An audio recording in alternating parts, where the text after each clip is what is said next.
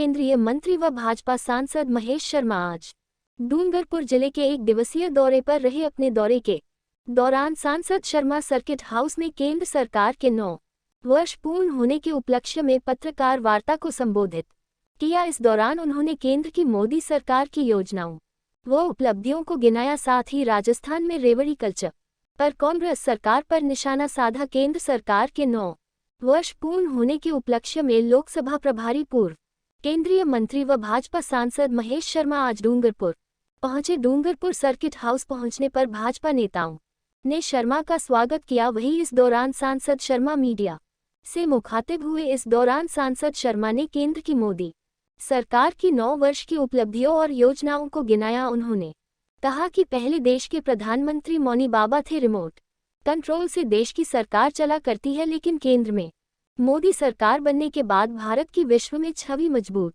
हुई है। प्रधानमंत्री नरेंद्र मोदी ने भारत के सम्मान को शिखर तक पहुंचाया है। आज अमेरिका में पीएम मोदी का स्वागत हो रहा है। उन्होंने बताया कि ये स्वागत व सम्मान भारत की जनता का सम्मान है। उन्होंने कहा कि कांग्रेस ने भले ही गरीब व गरीबी हटाओ का नारा दिया था, लेकिन उसको फलीभूत करने का काम केंद्र की मोदी सरकार ने किया है। इधर पत्रकार वार्ता के दौरान पूर्व केंद्रीय मंत्री और सांसद महेश शर्मा ने राजस्थान की कांग्रेस सरकार पर रेवड़ी कल्चर सहित अन्य मुद्दों पर जमकर निशाना साधा। उन्होंने कहा कि राजस्थान सरकार आज 100 यूनिट घरेलू 2000 यूनिट कृषि की रेवड़ियां बांटने में लगी है। उन्होंने सवाल किया कि ये सरकार के पास ये पैसा कहां से आएगा। वहीं सुप्रीम कोर्ट ने रेवड़ी कल्चर को देश हित में नहीं बताया है। वहीं उन्होंने चिरंजीवी योजना को लेकर कहा कि कांग्रेस सरकार ने केंद्र की आयुष्मान आरोग्य योजना का लिफाफा बदलकर उसे चिरंजीवी योजना का लिफाफा कर दिया है। उन्होंने कहा कि ये सब चुनावी बातें और ऐसा करके सिर्फ राजनीतिक लाभ उठाना है, लेकिन जनता इसे समझ चुकी है और जनता इन बातों में आने वाली नहीं है। वहीं उन्होंने प्रदेश में कांग्रेस में चल रही उठापटक को लेकर कहा कि प्रदेश में कांग्रेस को लेकर ये स्थिति पैदा हो गई है कि पता ही नहीं चलता कि चुनाव गहलोत लड़ रहे हैं,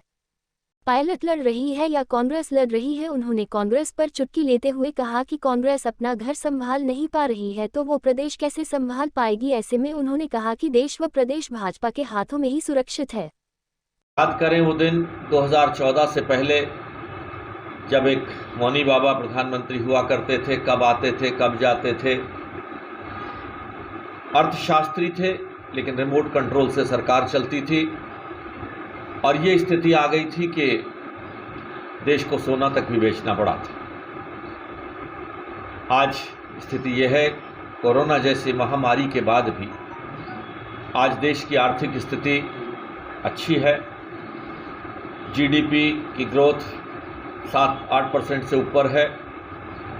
पर्यटन में जहां राजस्थान गढ़ माना जाता है पर्यटन का, विश्व में पर्यटन की प्रगति की दर 4.6%, लेकिन भारत में ये 9% है।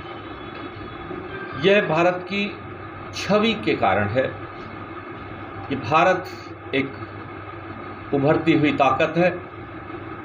भारत निवेश के लिए एक मुफीद जगह है।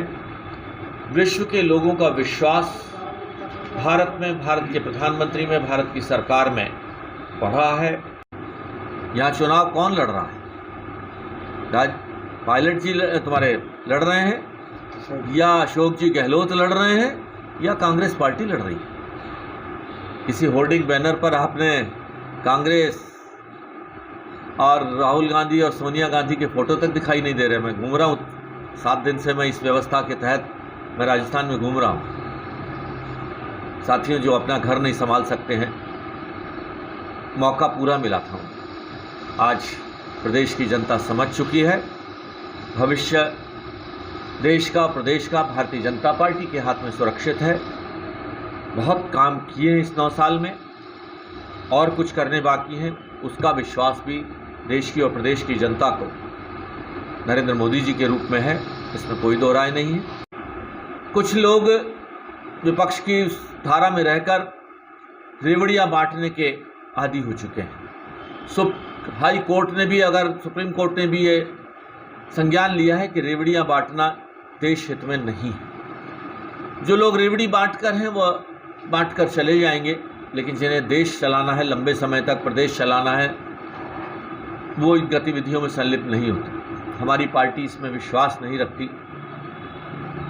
4.5 साल का शासन होने के बाद, ख़त्म होने के बाद, अगर किसी मुख्यमंत्री को ये याद आए कि 100 यूनिट बिजली फ्री दे देनी चाहिए, तो 4.5 साल क्या कर रहे थे आप? क्या 4.5 साल में आप मुख्यमंत्री नहीं थे क्या?